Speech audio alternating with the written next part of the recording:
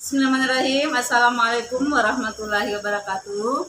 Alhamdulillah alamin. Segala puji dan puja kita panjatkan kepada Allah Subhanahu wa taala yang telah memberikan kita nikmat iman, nikmat Islam, nikmat kesehatan dan banyak lagi nikmat-nikmat yang patut kita syukuri.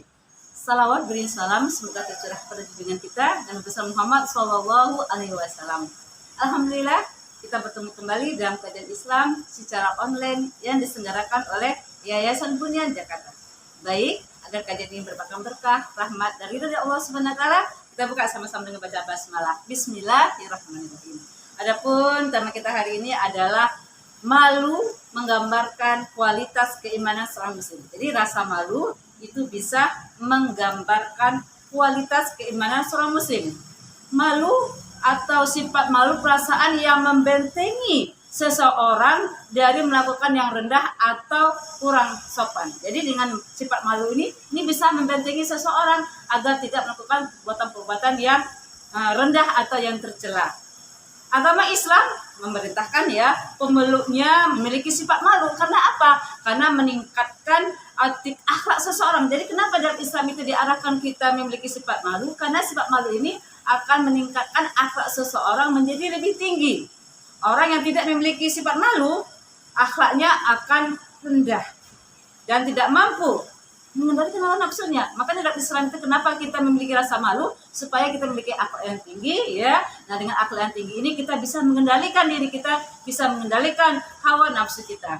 Nah, sifat malu ini merupakan ciri khas pada orang beriman. Jadi orang beriman itu juga memiliki sifat, ya, malu, ya. Malu dia berbuat maksiat. Malu dia kalau tidak bersyukur kepada Allah, ya. Malu dia kalau memiliki akhlak yang tercela. Malu dia kalau melakukan hal-hal yang tidak sesuai dengan syariat Islam.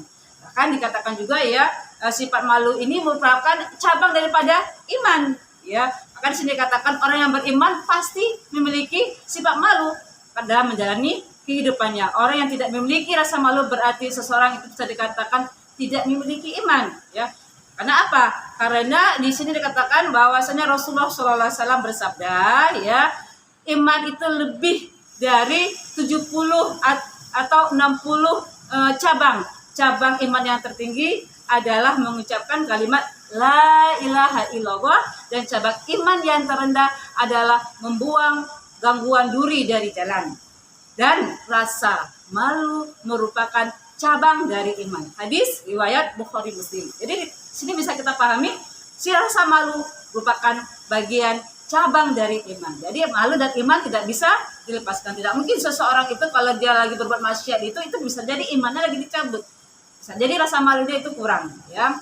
Nah, jadi kalau kita bicara masalah rasa malu, ada beberapa ada 3 macam rasa malu, ya. Nah, ini mudah-mudahan kita bisa memahaminya dan kita bisa memperbaiki kalau kita kurang rasa malu kita, ya.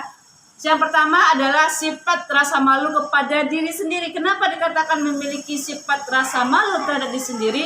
Ketika melakukan amal soleh di hadapan Allah dan kebaikan untuk orang lain itu masih sedikit. Jadi malu pada diri sendiri. Amal soleh saya masih sedikit, ya. Sedangkan ya saya banyak mendapatkan nikmat. Jadi malu pada diri sendiri. Malu kalau amalnya sedikit. Malu pada dirinya sedangkan orang ya banyak amalnya, banyak kebaikannya. Dia lihat pada dirinya, saya masih begini-begini aja. Sholat saya kadang masih tidak tepat waktu.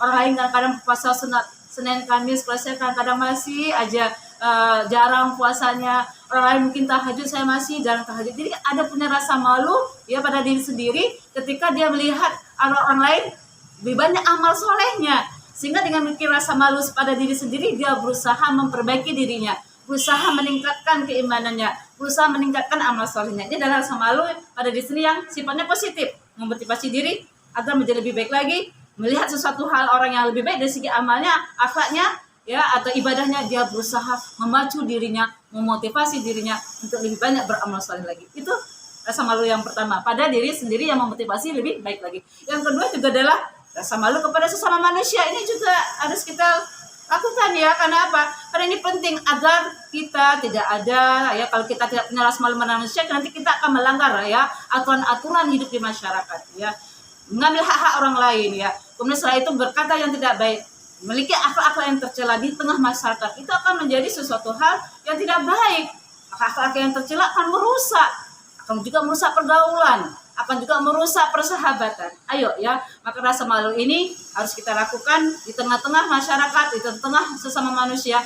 Berkatalah yang baik, berkatalah yang sopan, ya, dengan orang tua, ya, kita punya rasa malu, kita menghormati, ihtiram, pada yang sesama kita saling menghargai, pada yang lebih kecil, pada yang lebih muda kita saling menyayangi, mengayomi, membimbing. Ya kalau begitu Masya Allah ya. Jadi punya rasa malu kita terhadap sesama manusia dengan kita berakhlak baik sesama manusia dan menghindari akhlak-akhlak yang tercela yang bisa merusak persahabatan, merusak tatanan kehidupan bermasyarakat. Itu yang kedua ya. Yang ketiga, rasa malu yang ketiga adalah kita malu kepada Allah Subhanahu wa taala. Malu kalau kita sudah banyak diberikan nikmat oleh Allah, sudah diberikan keimanan, Islam ya. Malu kita kalau masih kita meninggalkan kewajiban-kewajiban, itu juga malu. Malu kita misalnya ya, kalau kita sudah banyak diberikan oleh Allah nikmat, harta, malu kita dengan Allah kalau harta tidak kita simpatkan di jalan Allah. Jangan ditumpuk-tumpuk jadi bakhil, jadi pelit. Malu kita diberikan misalnya ilmu, tidak kita manfaatkan ilmu kita. Malunya sama siapa? Malunya dengan Allah. Karena ini adalah semua karena dari Allah.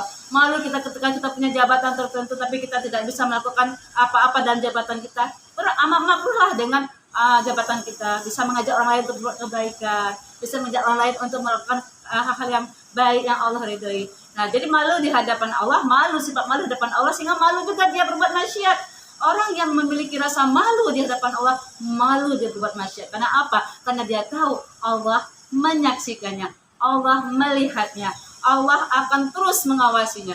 Dengan rasa malu seperti ini, dia akan terjaga akhlaknya. Dia ingin apa-apa yang dilakukan itu Allah ridho. Karena kehidupan ini yang paling bahagia adalah ya apabila kita mendapatkan rahmat dan ridho dari Allah. Nah, itulah yang bisa saya sampaikan ya pada kesempatan hari ini. Jadi rasa malu juga menentukan kualitas keimanan seseorang. Rasa malu tadi itu bisa ada pada diri kita sendiri, rasa malu juga kita tanamkan kepada sesama manusia, dan rasa malu kita di hadapan Allah Subhanahu wa taala. Mudah-mudahan kajian yang singkat dan sederhana ini bisa bermanfaat bagi para penonton semua. Ada salah, ada khilaf, saya minta maaf lahir batin kepada Allah Subhanahu ampun yang sebesar-besarnya. Saya tuh membaca hamdalah, alhamdulillah, rabbil alamin, dan doa tafakur majelis. Subhanakallahumma wa bihamdika, asyhadu an la ilaha illa anta, astaghfiruka wa atubu ilaik. Assalamualaikum warahmatullahi wabarakatuh.